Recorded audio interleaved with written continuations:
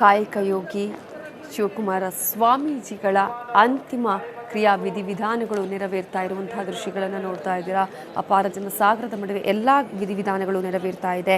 ಪಾರ್ಥಿವ ಶರೀರಕ್ಕೆ ಪುಣ್ಯ ಸ್ನಾನವನ್ನು ಮಾಡಿಸಿದ ನಂತರ ಶಿರೋಭಾಗಕ್ಕೆ ಅಭಿಷೇಕವನ್ನು ಕೂಡ ಮಾಡಿಸಿದ ನಂತರ ಪವಿತ್ರ ನದಿಗಳಿಂದ ಬೇರೆ ಬೇರೆ ನಾಡಿನ ಪುಣ್ಯ ನದಿಗಳಿಂದ ತರಿಸಿರುವ ಪವಿತ್ರ ಜಲದಿಂದ ಅಭಿಷೇಕವನ್ನು ಮಾಡಲಾಗ್ತಾ ಇದೆ. ಬೇರೆ ಬೇರೆ ಮಠಾಧೀಶರು ಈ ಒಂದು ಅಭಿಷೇಕವನ್ನು ಮಾಡ್ತಾ ಇದ್ದಾರೆ. ಹಾಗೆಯೇ ಬೇರೆ ಬೇರೆ ಮಠಾಧೀಶರು ಈ ಒಂದು ಪೂಜಾ ಕೈಂಕರ್ಯವನ್ನು ನೆರವೇರಿಸ್ತಾ ಇದ್ದಾರೆ. ಒಬ್ಬೊಬ್ಬರೇ ಮಠಾಧೀಶರಲ್ಲಿ ಇರುವವರು ತಮ್ಮ ತಮ್ಮ ಪೂಜಾ ಕೈಂಕರ್ಯಗಳನ್ನು ನೆರವೇರಿಸ್ತಾ ಇರುವಂತಹ ದೃಶ್ಯಗಳನ್ನು ನಾವು ಈಗಾಗಲೇ ನೋಡ್ತಾ ಇದ್ದೀವಿ.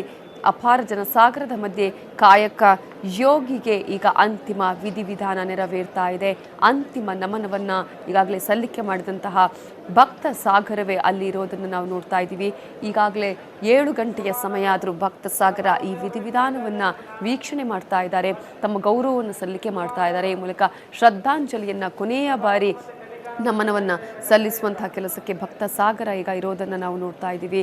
ಸಾಕಷ್ಟು ಸಂಖ್ಯೆಯಲ್ಲಿ ಭಕ್ತರನ್ನು ಹೊಂದಿದಂತಹ ಅಪಾರ ಭಕ್ತರನ್ನು ಹೊಂದಿದಂತಹ ಶಿವಕುಮಾರ ಸ್ವಾಮೀಜಿಗಳು ಇನ್ನಿಲ್ಲ ಅನ್ನುವಂಥ ಸುದ್ದಿಯನ್ನು ಕೇಳಿದ ತಕ್ಷಣವೇ ಇಡೀ ಒಂದು ಭಕ್ತ ವೃಂದ ಒಂದು ಸಲ ಕಣ್ಣೀರ ಕೋಡಿಯಾಗುತ್ತೆ, ಕಂಬನಿಯನ್ನು ಮಿಡಿತಾರೆ, ಹಾಗೆ ಆತಂಕಕ್ಕೆ ಒಳಗಾಗ್ತಾರೆ.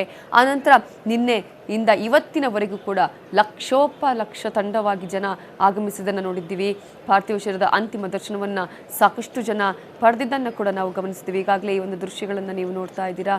ಈ ಒಂದು ತ್ರಿಭುಜ ಆಕೃತಿಯ ಗೂಡಿನ ಒಳಗೆ ಸ್ವಾಮೀಜಿಯನ್ನು ಕೂರಿಸಿ ವಿಧಿವಿಧಾನಗಳನ್ನು ನೆರವೇರಿಸಲಾಗ್ತಾ ಇದೆ. ಪೂಜಾ ಕೈಂಕರ್ಯಗಳನ್ನು ಮಾಡಲಾಗ್ತಾ ಇದೆ. ತ್ರಿಭುಜಾಕೃತಿಯ ಗೂಡಿನಲ್ಲಿ ಶ್ರೀಗಳನ್ನು ಕೂರಿಸಲಾಗಿದೆ. ಅಲ್ಲಿ ವಿಧಿವಿಧಾನಗಳ ನೆರವೇರಿಸ್ತಾ ಇರುವಂತಹ ದೃಶ್ಯಗಳನ್ನು ನಾವು ಗಮನಿಸ್ತಾ ಇದ್ದೀವಿ. 3 ಅಡಿ ಅಗಲ 4.5 ಅಡಿ ಆಳದ ಕ್ರಿಯಾ ಸಮಾಧಿಯ ಗೂಡಿನ ಒಳಗೆ ಈಗ ಪೂಜಾ ಕೈಂಕರ್ಯ ನೆರವೇರ್ತಾ ಇದೆ. ಪುರೋಹಿತರು ಹಾಗೆಯೇ ಮಠದ ಸಿಬ್ಬಂದಿ, ಮಠದ ಕೆಲವು ಸ್ವಾಮೀಜಿಗಳು ಸೇರಿದಂತೆ ಈ ಒಂದು ವಿಧಿವಿಧಾನವನ್ನು ಮಾಡ್ತಾ ಇರುವಂತಹ ದೃಶ್ಯವನ್ನು ನಾವು ಗಮನಿಸ್ತಾ ಇದ್ದೀವಿ.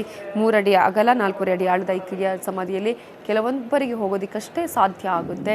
ಈ ನಿಟ್ಟಿನಲ್ಲಿ ಈಗ ಈ ಪೂಜಾ ವಿಧಿವಿಧಾನಗಳನ್ನು ಮಾಡ್ತಾ ಇರುವಂತಹ ಒಂದು ಕಡೆ ಸ್ವಾಮೀಜಿಗಳು, ಪುರೋಹಿತರನ್ನು ಕೂಡ ನಾವು ಗಮನಿಸಬಹುದು. ಈಗಾಗಲೇ ಈ ಒಂದು ಎಲ್ಲ ವಿಧಿವಿಧಾನಗಳನ್ನು ನೆರವೇರಿಸಲಾಗ್ತಾ ಇದೆ.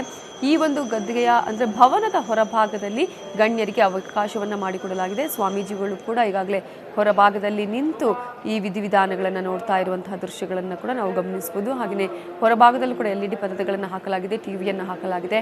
ಅಲ್ಲಿ ವಿಧಿವಿಧಾನಗಳನ್ನು ಗಣ್ಯರು ನೋಡ್ತಾ ಇದ್ದಾರೆ. ಗದ್ದುಗೆಯ ಒಳಭಾಗದಲ್ಲಿ ಅಂದರೆ ತುಂಬ ಇಕ್ಕಟ್ಟಾದ ಜಾಗ ಇರೋದ್ರಿಂದ ಕೇವಲ ಪೂಜೆಗೆ ಆ ಒಂದು ವಿಧಿವಿಧಾನಗಳು ನೆರವೇರಿಸೋದಕ್ಕೆ ಮಾತ್ರ ಸಾಧ್ಯ ಆಗ್ತಾ ಇರುವಂತಹ ಹಿನ್ನೆಲೆಯಲ್ಲಿ ಈಗ ಅಲ್ಲಿ ಪುರೋಹಿತರು ಮತ್ತು ಕೆಲವು ಸ್ವಾಮೀಜಿಗಳು ಮಾತ್ರ ಈ ಒಂದು ಕೈಂಕರ್ಯವನ್ನು ವಿಧಿವಿಧಾನವನ್ನು ನೆರವೇರಿಸ್ತಾ ಇದ್ದಾರೆ. ಈಗ ಕತ್ತಲಾಗ್ತಾ ಬಂದರೂ ಕೂಡ ಅಪಾರ ಜನಸಾಗರ ಶಿವಕುಮಾರ ಸ್ವಾಮೀಜಿಗಳ ಈ ವಿಧಿವಿಧಾನವನ್ನು ನೋಡ್ತಾ ಇರುವಂತಹ ಒಂದು ದೃಶ್ಯವನ್ನು ನಾವು ನೋಡ್ತಾ ಇದ್ದೀವಿ. ಕಾಯಕ ಯೋಗಿ ಅಂತಹ ಕಾಯಕವನ್ನು ಮಾಡಿದ್ದಾರೆ. 111ನೇ ವರ್ಷದವರೆಗೂ ತನ್ನ ಕಾಯಕವನ್ನು ಬಿಡದಂತಹ ಶಿವಕುಮಾರ ಸ್ವಾಮೀಜಿ ಯಾವತ್ತಿಗೂ ಕೂಡ ಎಲ್ಲರಿಗೂ ಮಾದರಿ. ಈ ಒಂದು ಮಠದಿಂದ ನಡೆದಂತಹ ಸೇವೆಗಳು ಹಾಗೆಯೇ ಅನೇಕರ ಬಾಳಿನಲ್ಲಿ ಬೆಳಕಾದಂತಹ ಸ್ವಾಮೀಜಿ ಇನ್ನಿಲ್ಲ ಅನ್ನೋದನ್ನೇ ಅರಗಿಸಿಕೊಳ್ಳಲಾಗದಂತಹ ಜನ ಸಾಕಷ್ಟು ಸಂಖ್ಯೆಯಲ್ಲಿ ಅಲ್ಲಿ ನೆರೆದಿರೋದನ್ನು ನಾವು ಗಮನಿಸ್ತಾ ಇದ್ದೀವಿ. ಈಗಾಗಲೇ ಪೂಜಾ ಕೈಂಕರ್ಯಗಳು ವಿಧಿವಿಧಾನಗಳು ನೆರವೇರ್ತಾ ಇದೆ. ಎಲ್ಲ ವಿಧಿವಿಧಾನಗಳನ್ನು ಕೂಡ ಅಲ್ಲಿ ಮಾಡ್ತಾ ಇರುವಂತಹ ದೃಶ್ಯವನ್ನು ನಾವು ನೋಡ್ತಾ ಇದ್ದೀವಿ. ಚಪ್ಪಡಿಯನ್ನು ಹಾಕಿ ಅನಂತರ ಮುಚ್ಚಿಗದ್ದುಗೆಯನ್ನು ನಿರ್ಮಾಣ ಮಾಡಲಾಗತ್ತೆ.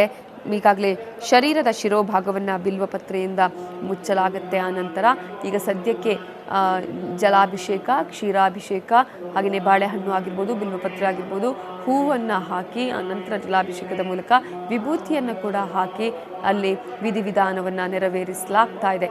ಮಂತ್ರ ಪಠಣವನ್ನು ಮಾಡ್ತಾ ಇರುವಂತಹದನ್ನು ಕೂಡ ನಾವು ನೋಡ್ತಾ ಇದ್ದೀವಿ.